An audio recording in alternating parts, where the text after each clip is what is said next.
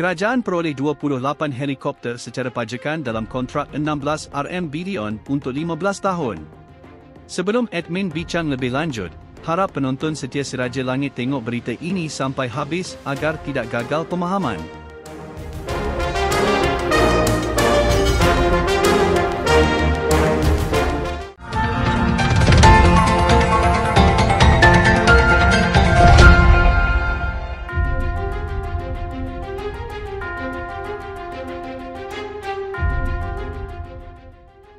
Dipetik sumber berita Defence Security Asia, Menteri Pertahanan Datuk Seri Mohamed Khalid Nordin menyatakan bahawa Angkatan Tentera Malaysia dan agensi-agensi keselamatan negara yang lain akan menerima 28 buah helikopter yang diperolehi menerusi kaedah pajakan. Bercakap pada sesi penggulungan rang Undang-Undang Perbekalan 2025 di Dewan Rakyat pada Khamis lalu, beliau berkata, perolehan secara pajakan helikopter-helikopter itu melibatkan kontrak bernilai 16.5 bilion untuk tempoh 15 tahun. Beliau bagaimanapun tidak mendedahkan jenis helikopter yang dipajak oleh kerajaan mahupun syarikat yang terlibat dalam kontrak pajakan itu. Perolehan secara pajakan aset ini merupakan kali pertama dibuat dan dilaksanakan oleh Unit Kerjasama Awam Swasta JPM. Perolehan ini melibatkan kontrak bernilai RM16.546 bilion untuk tempoh sewaan selama 15 tahun. Ia melibatkan 28 buah helikopter dan akan memberikan manfaat bukan sahaja pada ATM tetapi juga kepada agensi-agensi keselamatan negara yang lain, kata beliau.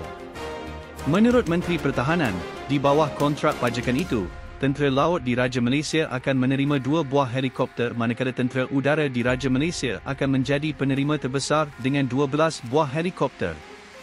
Sementara itu Polis Diraja Malaysia akan menerima 7 buah helikopter, 4 buah bagi Agensi Penguatkuasaan Maritim Malaysia, manakala Jabatan Bomber dan Penyelamat akan menerima 2 buah helikopter dan Jabatan Perdana Menteri akan menerima sebuah helikopter.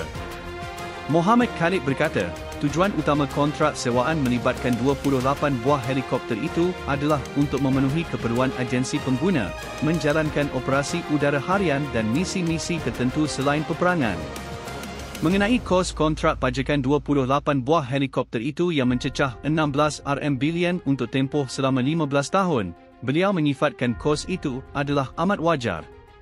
Melalui kaedah pajakan itu, kata Menteri Pertahanan, isu utama yang akan diatasi adalah ketersediaan dan kesiapsiagaan pesawat helikopter sedia ada. Pihak syarikat katanya, perlu memastikan tahap ketersediaan dan kesiapsiagaan helikopter yang dibekalkan adalah pada tahap minimum 85% dan agensi-agensi keselamatan negara mendapat jaminan jam penerbangan mengikut keperluan masing-masing. Semua dikendalikan oleh syarikat yang melakukan pajakan ini dan pajakan ini adalah pajakan tuan bermakna selepas 15 tahun, kerajaan diberikan pilihan untuk membeli kesemua 28 helikopter itu pada harga nominal 1 RM sahaja. Menteri Pertahanan menjelaskan bahawa selepas 15 tahun nilai setiap helikopter itu adalah dianggarkan antara 30 juta RM hingga 50 juta RM bagi setiap unit, tetapi kerajaan ditawarkan hanya 1 RM untuk membelinya. Bulan lepas, Panglima Tentera Udara Tan Sri Mohd Asgar Khan Goriman Khan dilaporkan berkata oleh media-media tempatan bahawa perkhidmatan itu akan menerima helikopter O149 buatan syarikat Leonardo secara sewaan beli dan pihaknya tidak perlu membuat sebarang penyelenggaraan terhadapnya. Katanya, helikopter Leonardo O149 yang bakal menggantikan Nuri atau Sikorsky S-61 bagi kegunaan TUDM adalah varian ketenteraan dan mematuhi spesifikasi yang digariskan oleh Angkatan Tentera. Spesifikasi helikopter O149 yang bakal diterima pihak TUDM katanya adalah berbeza sama sekali dengan helikopter daripada jenis sama untuk kegunaan awam. Menurutnya, helikopter tersebut cukup sesuai untuk melaksanakan 3 penugasan utama, iaitu mencari dan menyelamat, pencarian dan penyelamatan tempoh serta utiliti. Sebelum ini, Panglima Angkatan Tentera Jeneral Tan Sri Muhammad A.B. Rahman dilaporkan berkata bahawa rancangan perolehan helikopter baru untuk TUDM bagi menggantikan Nuri melibatkan perolehan sebanyak 24 buah helikopter dilaksanakan secara berfasa dan kaedah pajakan.